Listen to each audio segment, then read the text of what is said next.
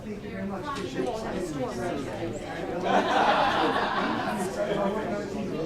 Oh, they are.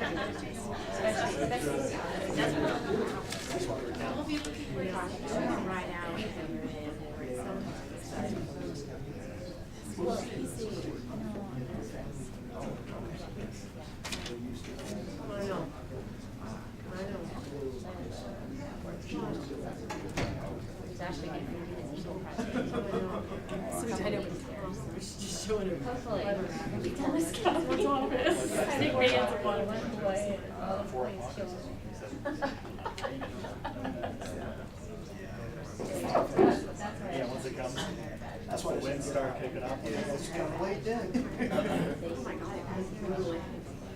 We're on it now. Yeah.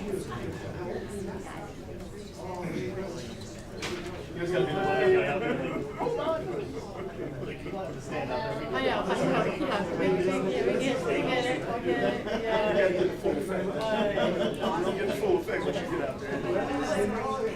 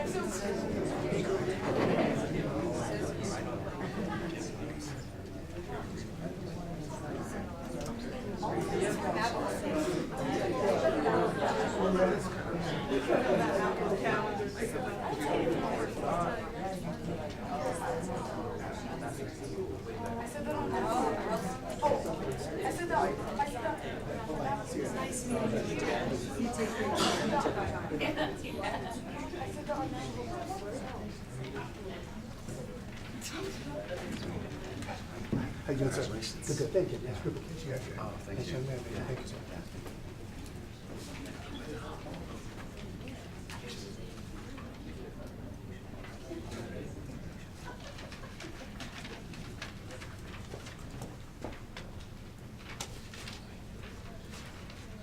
We are back in session. Items pulled from the consent agenda. We need a motion to approve Board of Education regular meeting minutes from September 15th as presented with corrections as noted. So moved. Second. Roll call, please. Mr. Borland? Aye. Mrs. Bullock? Aye. Mrs. Johnson? Aye. Mr. Strebe? Aye. Mrs. Van Maner? Aye. Thank you. Monitor operation performance ELs. EL 2.0 Global Executive Constraint. Dr. Hatchell. Thank you very much. EL 2.0 is an executive limitation, global executive constraint. Interpretation, superintendent takes a distinct role in leading and enforcing district policies and practices. Data reported, the district maintains an online administrative policy. During the monitoring period, I've approved and we have posted changes to a number of administrative policies, including lockdown procedures, student transportation in rented and district vehicles, evaluation of coaches, and 68 others, from sick leave bank to classified staff compensation. Administrative policy changes are posted on the district website. Lead team members are notified through the communication tool and at the lead team retreat. In addition, updates are provided to principals and stakeholder groups at their meetings. Staff members annually review relevant personnel policies through PowerPoint presentations, which the Human Resources Department requires each staff member to review by September 30th of each school year. Each year, we develop initiatives for the coming school year, and I explain those initiatives to all stakeholder groups as the school year begins, and you get an update every other month. We take discretion in staffing the district, assuring that the most efficient and effective use of district resources are used. We utilize the bucket of 8.0 TE provided by MLO revenues to ensure needed staffing for specific schools. In planning for 2016-17, we maintain a conservative but reasonable approach to formulating budget assumptions. The district continues to review resource allocation policies and practices to ensure prudent operations, as well as providing sufficient staff to schools. The budget proposal assures that students have appropriate resources and programs to meet their needs. We introduced girls field hockey as a new program, increased funding to schools for technology, and applied increases to salaries for compliance with the Board of Education Policy 2.7.3. Although the fiscal year 15-16 audit is not complete, indications are that the general fund unassigned fund balance will remain at the high end of the board established range of 4 to 12%. We continue to host a 2-day leadership team retreat prior to the beginning of the school year and a one-day mid-year retreat to keep all district leaders informed of district direction, accreditation and accountability compliance, assessments and teaching tools, policy and legal updates, department updates, state standards, and safety and security updates. We also host a retreat for cabinet and principal representatives to the cabinet at the end of the school year to debrief critical issues from the past year. I also schedule meetings at every building, quarterly quadrant visits with each principal and school, weekly lunches with the principal, and one-on-one meetings with cabinet leaders. To ensure widespread communication and gather feedback, I meet monthly with parents with the Parent Sounding Board, students, Student Advisory Committee, staff, Communication Council and Classified Liaison Committee, leadership teams, Academy Education Association, and community leaders to the Superintendent's Communication Council. By the way, those all occurred this week. As well as PTOs, building accountability committees, and other interested groups to clarify district direction, policy practices, and decisions by the district, and to be proactive with these important groups. So with that, questions? Questions? Mrs. Johnson? Thank you, Dr. Hatchell, for an always comprehensive report. And I especially wanted to thank you for allowing certain of the ADs, the athletic directors, to attend CHASA's All-School Summit, which has always conflicted with your board retreat and your retreat. And I know someone twisted your arm, wasn't me. But anyway, thank you so much for allowing that to happen. I think it's a huge benefit for the athletic directors to know, and that was nice. I was curious, in regard to the administrative policy changes, can you give me a percentage, how many of those derive from changes in law? Ms. Richardson? I would say, this is off the top of my head, I'm not doing a careful audit, probably 30 to 40%. That seemed to conform with what I was guessing, but, and then the rest of them come up through everyday practices, or what's the general process? Yes, one of the things we work very hard to do is to keep our administrative policies up to date. And I really want to thank Ms. Richardson. That is one of her main responsibilities, and I believe she does a great job with keeping those up to date. I certainly We're agree. supported by my colleagues, as you know, on the policy review committee, who are basically the department chairs here at the EAC. I couldn't do it without them. Well done. Sometimes it's to update for salaries, sometimes the minor changes are to update for title changes, for example. But very often it is a response to a change in law. As for example, the medical marijuana administration policy. Makes sense. Thank you. Any other questions?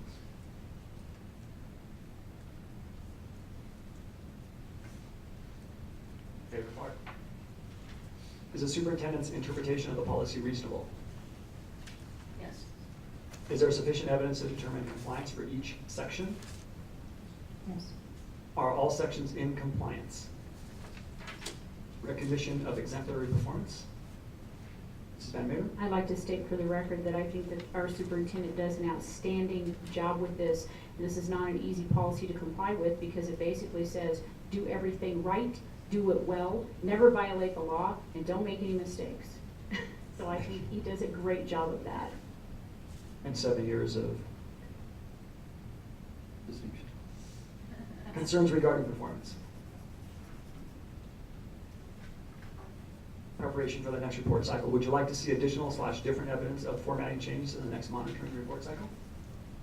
Do you see evidence which is extraneous or no longer necessary? Are there any areas you would like to learn more about prior to presentation of the next monitoring report cycle? Are there linkage needs the board should address? Do you see the need for any part of this policy to be changed? Thank you. Monitoring board / superintendent relationship policies, BSR. BSR 3.0, governance management connection. Mrs. Johnson. Thank you, Mr. Street. So tonight we embark on a review of the several BSR, Board Superintendent Relationship Policies. The first is BSR 3.0, which is Governance Management Connection. In a nutshell, BSR 3.0 states that the Board of Education directs the operational organization, i.e. the school district, only through the superintendent. The fact that this is the case is confirmed by a memo that is attached from Dr. Hatchell, and having, I'm sure, perused that, I would submit this, in regard to this BSR, you're all in compliance. Any discussion? Questions? Nope. Is there sufficient evidence to determine compliance for each section? Yes. Are all sections in compliance? Indeed. Recognition of exemplary performance? No. Concerns regarding performance? No. Would you like to see additional / different evidence of or formatting changes in the next monitoring report cycle? Do you see evidence which is extraneous or no longer necessary? Are there any areas you would like to learn more about prior to presentation of the next monitoring report cycle? Are there linkage needs the board should address? Do you see the need for any part of this policy to be changed? Thank you. BSR 3.1, Unity of Control, Mrs. Johnson. Thank you, Mr. Street. BSR 3.1 Unity of Control states very clearly that the only official decisions of the Board of Education acting as an entity are binding on the superintendent. Neither of the two exceptions listed in number 1 and 2 arose during the past monitoring period. And I relied upon the same evidence from BSR 3.0 to confirm that, which was the memo from Dr. Hatchell, as well as the memo that he submitted in conjunction with GP 4.6. Any questions? Is there sufficient evidence to determine compliance for each section? Are all sections in compliance? Recognition of exemplary performance? Concerns regarding performance? Would you like to see additional / different evidence or formatting changes in the next monitoring report cycle? Do you see any evidence which is extraneous or no longer necessary? Are there any areas you would like to learn more about prior to presentation of the next monitoring report cycle? Are there any linkage needs the board should address? Do you see the need for any part of this policy to be changed? BSR 3.2, accountability of the superintendent. Mrs. Johnson. Thank you, Mr. Street. BSR 3.2, accountability of superintendent, while reiterating that all authority over staff rests with superintendent and recognizes that all staff members are accountable to the superintendent, 3.2 clearly states here that the Board of Education will view the superintendent's performance as identical to the organizational performance. using organizational accomplishments of ends and the operation within the boundaries of executive limitations as standards for the successful superintendent performance. 3.2 also states that the Board of Education must not give directions to those who directly or indirectly report to the superintendent, nor will it, the Board of Education, evaluate formally or informally any staff member other than the superintendent. There is no evidence that the Board of Education is out of compliance with this. Questions? Is there sufficient evidence to determine compliance for each section? Are all sections in compliance? Recognition of exemplary performance. Concerns regarding performance. Would you like to see additional / different evidence or formatting changes in the next monitoring report cycle? Do you see evidence which is extraneous or no longer necessary? Are there any areas you would like to learn more about prior to presentation of the next monitoring report cycle? Are there linkage needs the board should address? Do you see the need for any part of this policy to be changed? Thank you. BSR 3.3, Mrs. Johnson. Thank you, Mr. Strebe. BSR 3.3, delegation to the superintendent. Read the opening paragraph. The Board of Education will direct the superintendent through written policies that describe the intent of the policy, organizational ends to be achieved, and impacts or actions to be avoided, while allowing the superintendent to use reasonable interpretations of those intended ends and impacts to guide his/her organizational and operational decisions. So the policies that are comprised, the policy governance that over which our entire Board of Education proceedings are created, make the framework. Those policies set the standard of expectations for the organization and thus ensure consistency in its operational principles. As stated in the evidence section, the executive limitations. Okay, my notes are confusing. Oh, in the evidence so in the evidence section, you will see that I relied here on policy, which basically is the board meeting agendas and minutes and the policy manual. Therefore, the executive limitations assist the superintendent in being effective in his role as a CEO. Each monitoring report from the superintendent, such as the one this evening earlier, includes a section for his interpretation of the policy being monitored. Any questions? Is there sufficient evidence to determine compliance for each section? Are all sections in compliance? Recognition of exemplary performance. Concerns regarding performance. Would you like to see additional / different evidence or formatting changes in the next monitoring report cycle? Do you see evidence which is extraneous or no longer necessary? Are there any areas you would like to learn more about prior to presentation of the next monitoring report cycle? Are there linkage needs the board should address? Do you see the need for any part of this policy to be changed? Thank you. The last BSR, BSR 3.4, monitoring superintendent performance. Thank you, Mr. Strebe. BSR 3.4, monitoring superintendent performance. Through the monitoring of ends and executive limitations, summative evaluation in January, and a formative evaluation during the summer months of June and July, comprise the methodology through which the board monitors the superintendent's performance. There is no evidence that the board has exceeded its authority or overstepped its bounds in the execution of this policy. Any questions? Is there sufficient evidence to determine compliance for each section? Are all sections in compliance? Recognition of exemplary performance? Concerns regarding performance? Would you like to see additional / different evidence or formatting changes in the next monitoring report cycle? Do you see evidence which is extraneous or no longer necessary? Are there any areas you would like to learn more about prior to presentation of the next monitoring report cycle? Are there linkage needs the board should address? And do you see the need for any part of this policy to be changed? Thank you, Mrs. Johnson. Superintendent reports and resolutions, drug and alcohol survey results. Dr. Hatchell. Thank you very much, Dr. Beal.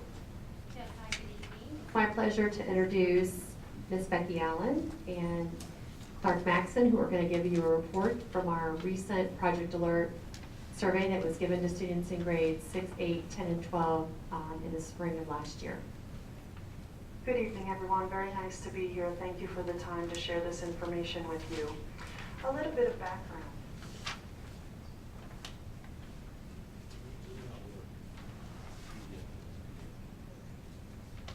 So will you advance?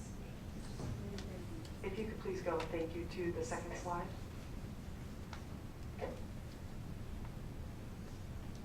think the one before this one. Right there. Thank you, sir. So just a little bit of background. District 20 has surveyed our students regarding their perception of drug and alcohol use since 1990. And in the district, something called the American Drug and Alcohol Survey was used for about 20 years to survey our students to see what their perceptions were.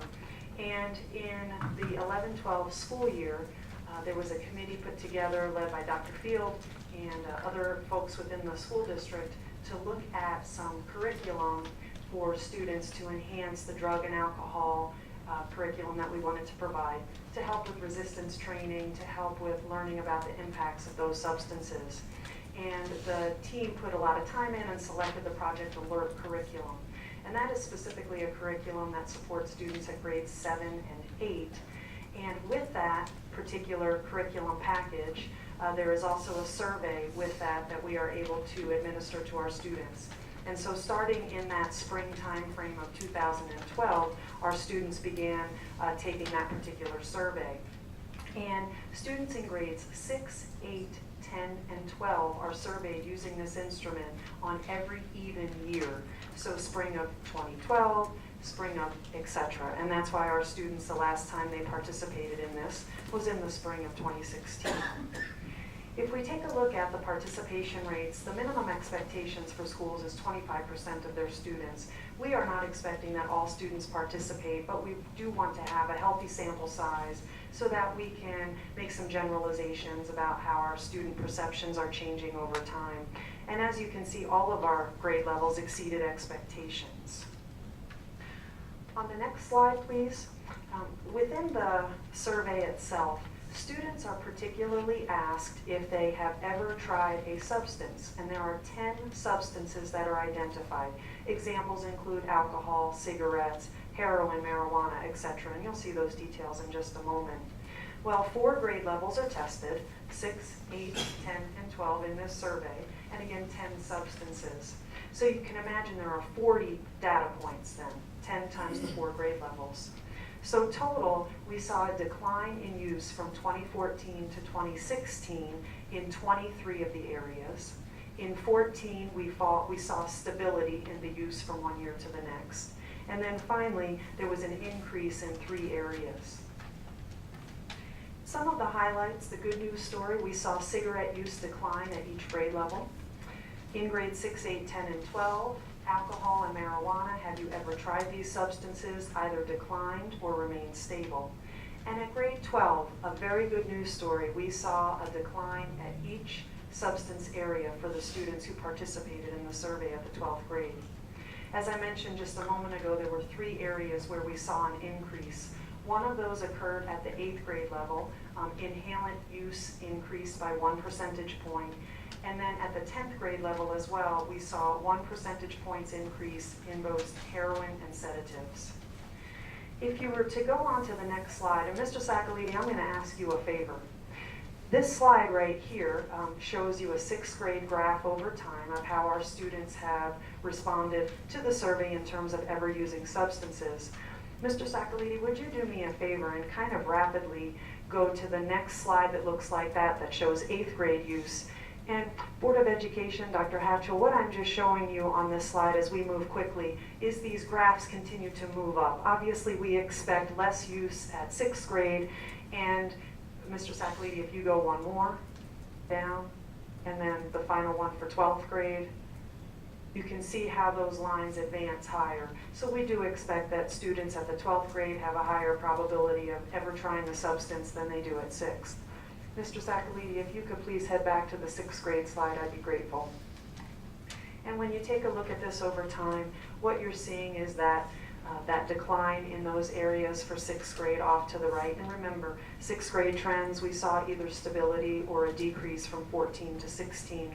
And the next slide shows you the actual numbers over time from that previous survey instrument that we used compared to the Project Alert. And the 10 substances that are addressed in that particular survey are listed on the left for you. And if you look left to right, you see the movement over time of the percentages of students who ever tried those substances. Mr. Sacalidi, if we could please go to 8th grade. You will first see that line graph that I quickly moved through just a moment ago, and you see those healthy declines in 14 and 16 in multiple areas. And if you advance to the next slide, again, you'll see those 10 substances on the left, and you'll see the one inhalant area that went from 2 to 3%. That was the one that had an increase. But again, we see some healthy declines in alcohol use, for example, and in other areas as well. If we go to the next slide, you'll see the chart for 10th grade.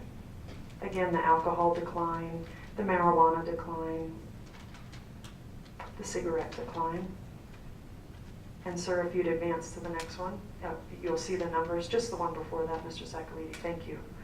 And you'll see the 2 areas where we had a 1-point increase, the sedatives and the heroin. But again, a healthy decrease for cigarettes, alcohol, and marijuana. And then finally, the 12th grade numbers, you will see those movement as well. Please keep in mind we had a decline in each one of our areas. And something that I was having a conversation with Dr. Hatchell actually yesterday after we presented this information to the Teacher Communication Council is quite interesting on this slide. If you take a look for 12th grade, for example, the number of students who reported ever trying marijuana in 2016 was 38%, even exceeding cigarette use at 25%. So just some interesting change as we look over time and as you look back to some of these years over time, how some of the changes impact our students' responses. I do just want to say one thing before I turn it over to Clark to walk you through some of the other aspects of this survey. I think that our numbers, 23 we had a decrease, 14 we were stable, 3 we had small increases of 1 percentage point. I think it absolutely is not occurring in a vacuum. I think that our secondary schools, our elementary as well, are working in a very focused manner through the Project Alert curriculum at middle school at 7th and 8th grade, and then 9th grade health classes and some of our other classes in connections, let's say, at Air Academy as an example, are taking the time to really address these topics with our students to provide that resistance training. And I think it actually is a very good indicator too of the outstanding work of our counselors and our mental health providers, because they are